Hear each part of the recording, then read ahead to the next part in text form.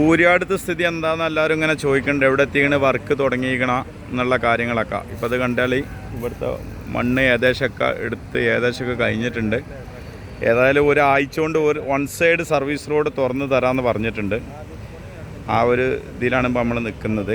കാരണം ഇവിടുത്തെ മണ്ണുകളൊക്കെ കുറച്ചൊന്ന് എടുത്ത് ഹൈറ്റ് കുറച്ചാലേ കാര്യങ്ങൾ നടക്കുള്ളൂ എന്നുള്ള രൂപത്തിലാണ് ഇവർ പറഞ്ഞു വരുന്നത് കേട്ടോ. അപ്പോൾ നമ്മൾ അത്യാവശ്യമൊക്കെ വർക്ക് അവിടെ നടന്നുകൊണ്ടിരിക്കുകയാണ്. വയലിലേക്ക് അങ്ങോട്ട് ഇവിടുന്ന് എടുക്കണ മണ്ണ് കംപ്ലീറ്റ് കുറച്ച് ഭാഗം വയലിലേക്ക് ഇടുന്നത്, പിന്നെ ലോഡിന്ന് ഇവിടുന്ന് കയറ്റി പോകുന്നുണ്ട്. ഇവിടുന്ന് കയറ്റി അത്യാവശ്യമൊക്കെ എന്തായാലും ഒരാഴ്ച കൊണ്ട് വൺ സൈഡ് തുറന്നു തരാമെന്ന് പറഞ്ഞിട്ട് കോഴിക്കോട് ഭാഗത്തേക്ക് ഏതെങ്കിലും ഒരു ഭാഗത്തേക്ക് വൺ സൈഡ് ഇവിടുന്ന് തുറന്നിട്ടുണ്ടെങ്കിൽ ജംസ് ഭാഗത്ത് കൂടെ വൺ സൈഡും ആയ പോകുന്ന ഒരു രൂപത്തിലായി മാറും. ഇപ്പോൾ നമ്മൾ സർവീസ് റോഡൊക്കെ കംപ്ലീറ്റ് പിന്നെ പ്രശ്നത്തിൽ തന്നെയാണ്. നമുക്കറിയാം ഇങ്ങോട്ടൊക്കെയാണ് ഈ വയലിലും ഫുള്ളായിട്ട് വെള്ളമാണ്. അപ്പോൾ നമ്മളിപ്പോൾ ഇവിടെ ഒരു 400 മീറ്റർ ഇവർ ബ്രിഡ്ജ് നിർമ്മിച്ചുകൊണ്ടൊന്നും കാര്യമില്ല.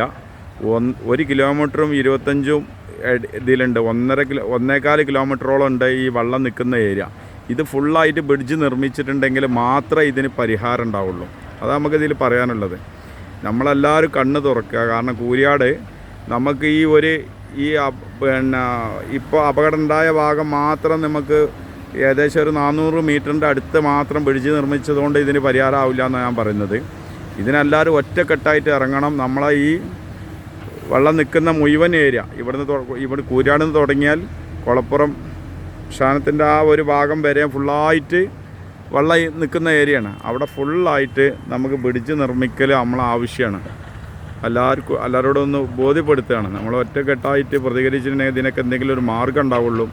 അതല്ലെങ്കിൽ ഒരു 400 മീറ്റർ നിർമ്മിച്ചിക്കാണ്ട് ഓലെന്ത് ചെയ്യും, തൽക്കാലം ഇപ്പോൾ ആൾക്കാരുടെ അടിയിൽ പിന്നെ കണ്ണ് പൊന്നിടാനുള്ള പരിപാടിയാണ് മുഴുവനുള്ളത്.